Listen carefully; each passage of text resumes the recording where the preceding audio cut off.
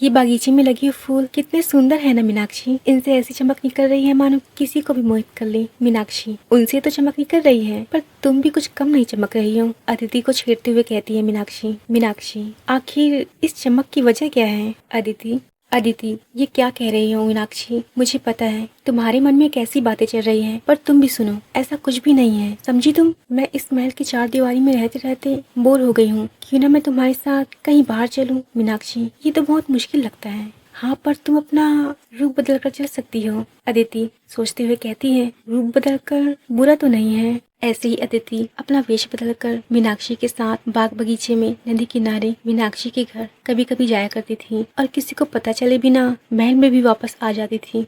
ऐसे ही एक दिन अदिति मीनाक्षी और उसके सहेलियों के साथ नदी किनारे बैठे बातें कर रही थी। वो अपने दोनों पैरों को पानी में डुबोकर उनसे खेल रही थी। तभी वहाँ पर एक युवक आता है अपने हाथ पैरों को धोने के लिए। तभी उसकी नजर पानी में पैरों को डुबोए हुए अदिति पर पड़ती है, जो अपने ही बातों में मग्न थी। वो युवक अपने दोनों हाथों से पानी भरकर अपने मुख पर डालता और फिर उसकी नजर अदिति पर पड़ती। इस बात को मीनाक्षी भी भाप लेती है और उस युवक से कहती है, अभी तुम्हारा हाथ मुंह धोना हुआ नहीं और ये घाट लड़कियों का है, तुम इस घाट पर क्या कर रहे हो?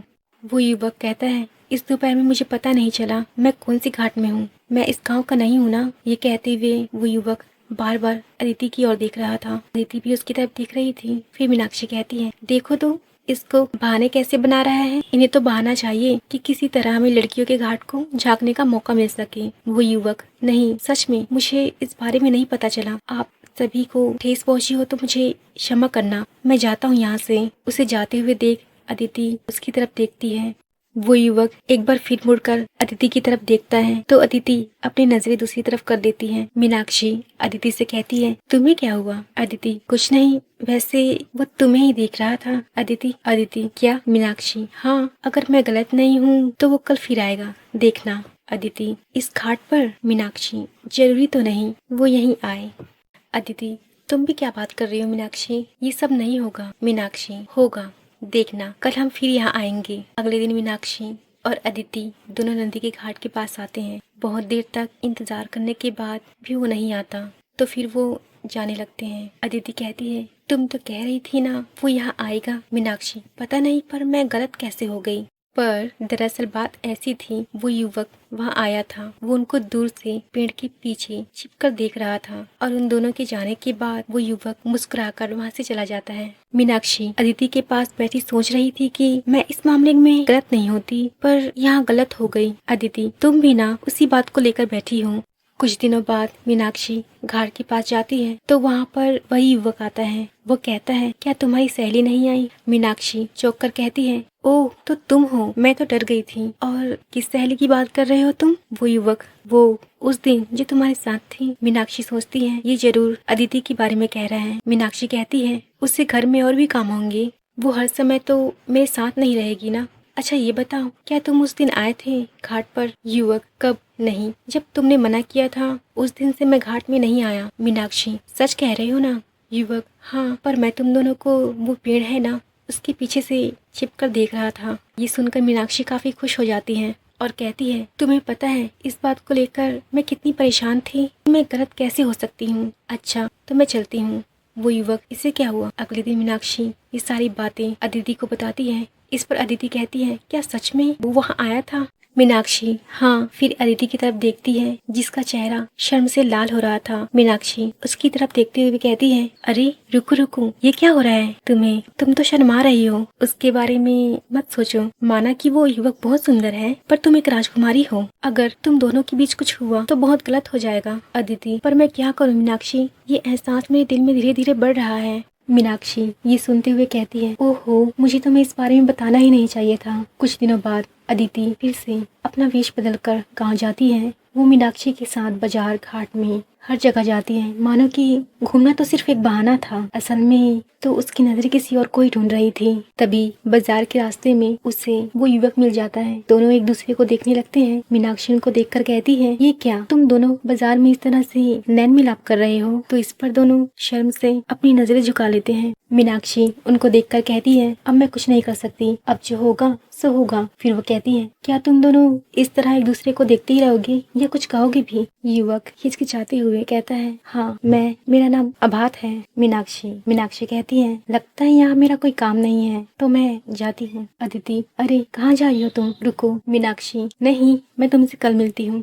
फिर वो दोनों कुछ न कहते हुए साथ में चल रहे थे। मानो ऐसा लग रहा था जैसे कुछ न कहते हुए भी वो एक दूसरे से बहुत कुछ कह रहे थे। अदिति, अब मैं चलती हूँ कहकर वापस अपने महल में चली जाती हैं। अगले दिन अदिति वही फिर से घाट के पास आती है। अदिति अभात को आता ना देख वहाँ से जाने लगती है, लेकिन अभात उसके सामने से आ जाता है। अभात कहता है, मुझसे मिले बिना ही जा रही हो? इस पर अदिति अपनी मुंह दूसरी ओर कर लेती है। तो अभात मुस्कुराकर उसके सामने फिर आता है और कहता है, तुम कुछ कहोगी नहीं? अदिति धीमी आवाज में, पर मैं क्या कहूँ? अभात, कुछ भी कहो, मैं तुम्हारी आवाज सुनना चाहता हूँ। अभात की बहुत कहने के बाद अदिति कहती है, तो अभात, क्या तुम इसी गांव से हो? अभात, नहीं, मैं यहाँ कुछ काम से आया था, पर तुमने मुझे यहीं रोक लिया। अब से जाने का मन ही नहीं करता। अदिति, तो फिर तुम्हारे काम का क्या होगा? अभात कहता है, वो हो चुका है। फिर दोनों गांव के बगीचे में जाते हैं, बातें करते हैं। बातें करते हुए अभात कहता है, ये बगीचा बहुत सुंदर है। अदिति, हाँ होगा ही, मेरे पिताजी ने जो बनवाया है। अभात, क्या तुम्हारे पिताजी ने? अदिति मन में, ये मैंने क्या बोल दिया? नहीं, मेरा मतलब है इस गांव के राजा ने। अभात अदिति के हाथ को अपने हाथ में लिए पेड़ पर अपने सिर को टिकाए बैठा था। अदिति सोचती है, अभी मेरे मुंह से निकल ही गया था कि इस बागीचे को मेरे पिताजी ने बनवाया है, पर जिस दिन अभात को सच्चाई पता चलेगी तब क्या होगा? अदिति, फिर अब मुझे जाना होगा। अभात, इतनी जल्दी? अच्छा तो कल फिर आना। अदिति, हाँ। अगले दिन अदिति जब निकल ही रही थी तो उसकी माँ उसे रोककर कहती है, कहाँ जा रही हो अदिति? इस तरह से रोज रोज अपना वेश बदल कर जाओगी और किसी को पता नहीं चलेगा। अदिति जुबान से लड़खड़ाते हुए कहती है, मैं कहीं नहीं गई माँ, सब पता है मुझे। आज से कहीं नहीं जाओगी तुम? माँ कहती है। अदिति, कहीं न जाओ, ये कैसे हो सकता है माँ? माँ, कह दिया तो कह दिया। उधर अभात अदिति की राह देख रहा था। देखते देखते उसे काफी देर हो जाती है। वो कई दिनों तक राह देखता रहा। आखिरकार क्या हुआ होगा जो वो नहीं आ रही है। एक दिन उसे मीनाक्षी मिलती है तो अभात उससे अदिति के बारे में पूछता है कि वो क्यों नहीं आ रही है। मीनाक्षी कहती है, हमें भी काफी दिन हो गए हैं उसके पास नहीं गए, मैं उससे मिलकर बताती हूँ। आखिर बात क्या है अभात? अभात कहता है, मैं कल वापस अपने गाँव जा रहा हूँ, हो सके तो आज रात वो मुझसे मिल सके तो अच्छा होता। मीनाक्षी, हाँ। मीनाक्षी अदिति के पास जाती है। ओहो, तुम तो किसी और का चैन चुरा कर यहाँ अपने बिस्तर पर आराम से सो रही हो अदिति। अदिति, अरे मीनाक्षी, तुम कब आई और ये क्या कह रही हो? मीनाक्षी, जब तुम आराम से इस बिस्तर पर सो रही थी तब। अदिति, आराम से कहाँ, अब तो मैं कहीं जा भी नहीं सकती, माँ ने मना जो कर दिया है, लगता है उन्हें सब पता चल गया है। मीनाक्षी, ये तो होना ही था, मैं तो तुम्हें ये बताने ही आई थी कि कल अभात अपने गाँव वापस जाने वाला है, तो उसने आज रात तुम्हें इस जगह बुलाया है। अदिति कहती है, मैं तो नहीं आ सकती, बहुत पहरा होता है रात को, मेरी जगह तुम जाना और उसे सब बता देना, फिर वो क्या सोचते हैं मेरे बारे में। मीनाक्षी, पर ये जानकर वो तुम्हें छोड़ देगा तो? इस पर अदिति कहती है, तो अच्छा है ना, इस प्रेम के मायाजाल से निकल सकूंगी मैं। मीनाक्षी, तुम कहती हो तो ठीक है। रात को मीनाक्षी उस बागीचे के बड़े पेड़ के पास शॉल ओढ़कर जाती है। अभात पहले से ही अदिति की राह देखता हुआ वहाँ खड़ा था। मीनाक्षी के आने पर वो उसका हाथ पकड़ लेता है और कहता है, कितनी देर कर दी अदिति, मैं यहाँ तुम्हारी राह देख व्याकुल हो रहा था। मीनाक्षी कहती है, मैं हूँ मीनाक्षी। अभात हिचकिचाते हुए अपना हाथ खींच लेता है और कहता है, व्याकुलता के कारण मुझे पता नहीं चला मीनाक्षी कि तुम हो, क्षमा करना मुझे। पर अदिति नहीं आई मीनाक्षी, उसने मुझे भेजा है। क्या तुम्हें पता है वो कौन है? अभात हैरानी से कहता है, कौन है मतलब, कौन है वो? मीनाक्षी, वो इस गांव की राजा की बेटी है। अभात, तो वो एक राजकुमारी है। अभात कहता है, तो मैं अब जानकर क्या करूं, प्रेम तो कर बैठा मैं, अब तो मैं उसे भुलाए न भूल पाऊंगा, बस इतना बता दूं, क्या वो भी मुझसे प्रेम करती है? मीनाक्षी, हाँ। अभात, बस इतना ही काफी है मेरे लिए, ये जानकर मुझे बहुत खुशी हो रही है। मीनाक्षी, पर पता है ना तुम दोनों का मिलना बहुत मुश्किल है। अभात, हाँ, पर मैं वापस जरूर आऊंगा। ये बात मीनाक्षी अदिति को बताती है। वो चला गया। अदिति, क्या तुमने उसे सब बता दिया? क्या कहा उसने? मीनाक्षी, उसने कहा वो वापस आएगा। अदिति, मुझे लगा वो मुझे भूल जाएगा। मीनाक्षी कहती है, तुम उसके दिल में बस गई हो अदिति, अब वहाँ से निकलना मुश्किल लगता है मुझे। अदिति, क्या सच में? पर पता नहीं अब क्या होगा, वो कैसे आएगा? उधर अभात सोचता है, तो वो एक राजकुमारी है, मुझे लगा ही था कि वो कुछ अलग दिखाई देती है। कुछ दिनों बाद महल में एक दासी आती है जिसके बड़े चर्चे थे कि वो बहुत सुंदर है, काम में बहुत अच्छी है, मीनाक्षी उस युवती से मिलती है, उसे देखकर कहती है, दिखने में तो काफी सुंदर हो, कहाँ से आई हो तुम? युवती, जी पास के गांव से, मुझे लड़कियों के श्रृंगार का काफी ज्ञान है, तो रानी जी ने मुझे राजकुमारी का ख्याल रखने के लिए कहा है। उनका कक्ष कहाँ है, क्या आप मुझे बता सकती हैं? मीनाक्षी, बड़ी चालाक लगती हो, सीधे राजकुमारी से मिलना चाहती हो। अच्छा ठीक है, चलो आ मेरे साथ, तुम देखो इसे, मैं तो चलती हूँ। अदिति उस युवती के पास जाती है तो वो युवती अदिति को जोर से गले लगा लेती है। अदिति हैरान हो जाती है। वो युवती कहती है, मुझे पहचाना नहीं, मैं हूँ अभात। अदिति हैरान होकर उसे चारों तरफ से ऊपर नीचे घूमकर देखती है और कहती है, क्या सच में? पर तुम तो एक कन्या हो, ऐसा नहीं है कि तुमने किसी लड़की का रूप लिया है, तुम तो पूरी तरीके से कन्या हो, ऐसा कैसे हो गया? मुझे विश्वास नहीं है। अभात मुस्कुराते हुए कहता है, मैं ही हूँ, तुम्हें पूरी कहानी बताता हूँ कि पास ही में एक जंगल है जहाँ एक झील है। रात 2 बजे के कुछ ही क्षणों में वो झील एक जादुई झील में बदल जाती है, जिससे कोई भी लड़का चाहे तो लड़की में, लड़की चाहे तो लड़का में बदल जाता है। ये बात किसी को नहीं पता है, मुझे ये बात मेरे दादाजी ने बताई। मैं सोचता था ये कैसे हो सकता है, लेकिन तुमसे मिलने का और कोई रास्ता नजर नहीं आया। मैं वहाँ कई दिनों तक गया, मन में शंका थी पर मैं गया और वो सच था, मैं एक लड़की में बदल गया।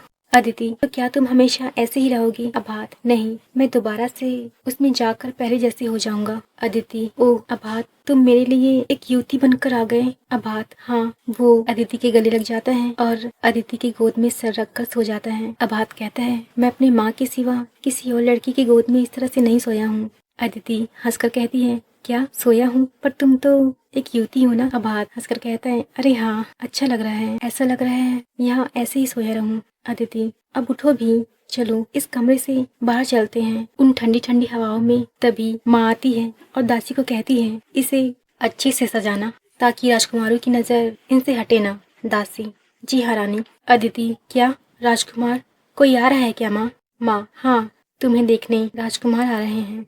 अच्छा तो चलो मैं चलती हूँ।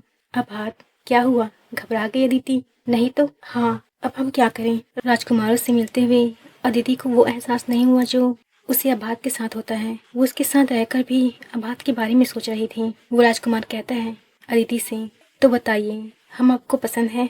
अदिति बस उसे देखती है और कुछ नहीं कहती, सोचती है कहूँ भी तो क्या कहूँ। अदिति उस राजकुमार से कहती है, क्या मैं आपको पसंद हूँ? राजकुमार, हाँ, इसमें क्या कहना है, तुम मुझे देखते ही पसंद आ गई। उन दोनों को, जो अभी एक लड़की था, अभात दूर से देख रहा था। अदिति अभात को देखती है और राजकुमार को मैं भी जाती हूँ कहकर उसके पास चली जाती है। अदिति अभात से कहती है, मुझे नहीं लगता कि मैं तुम्हारे सिवा किसी और के साथ रह पाऊंगी, चलो कहीं दूर चलते हैं। अभात इस बात पर मुस्कुरा देता है और कहता है, अगर मैं ऐसा ही रहा तो तब भी तुम मेरे साथ चलोगी? अदिति हैरान होकर, क्यों नहीं? अभात अदिति को छेड़ता हुआ कहता है, पर उस बगीचे में मैंने जब राजकुमार और तुम्हें देखा तो ये लग रहा था कि तुम तो उससे अभी शादी कर लोगी। अदिति गुस्सा होकर, क्या कहा तुमने, कहकर उसके पीछे भागती है। कुछ देर बाद अभात उसके हाथों को पकड़कर अपने पास खींच लेता है और कहता है, बस भी करो, मैं तो यही हूँ, कभी भी गुस्सा हो जाना मुझ पर अभी नहीं, अभी मुझे तुम्हें देखने तो दो। तभी वहाँ माँ आती है और कहती है, जिसे देखकर वो दोनों एक दूसरे से अलग हो जाते हैं। अगर राजकुमार पसंद आया हो तो आगे बात चलाऊं, क्या कहती हो अदिति? अदिति, अभी सोचने का मौका तो दो माँ। माँ, ठीक है, कल तक सोच लेना। तुम भी कुछ समझाओ दासी से, वो बहुत ही अच्छा राजकुमार है। दासी, जी रानी। रानी के चले जाने के बाद अदिति कहती है, चलो ना अभात, मुझे और नहीं रहना यहाँ। अभात, सोच लो ये सब छोड़कर और फिर कभी वापस नहीं आ पाओगी। अदिति, हाँ, सब सोच लिया है, जब सब ठीक होगा तो शायद वापस आ जाएंगे। अभात, ऐसा होना बहुत मुश्किल है। रात के समय दोनों सब लोगों से बचते हुए उस जंगल में पहुंचते हैं। जंगल की उन शाखाओं, पेड़ की डंडियों को पार करते हुए एक दूसरे का हाथ थामे हुए उस झील के पास पहुंचते हैं। अभात, अगर उन्होंने हमें ढूंढ लिया तो? अदिति, ऐसा कभी नहीं होगा, अभी 2 बजे है ना अभात? अभात, हाँ, पर तुम क्या सोच रही हो? अदिति, अभात, पर क्यों? अदिति, बस देखो मुझे, कहकर उस झील में चली जाती हैं और युवक के रूप में बाहर आती हैं। अभात, ये क्या? अदिति, अगर तुम मेरे लिए अपना रूप बदल सकते हो तो मैं क्यों नहीं? अब हमें कोई नहीं ढूंढ पाएगा। अभात, दोनों एक दूसरे के गले लग जाते हैं और उस झील को पार करते हुए एक दूसरे का हाथ थाम कर दोनों आगे उस गांव की ओर बढ़ते हैं।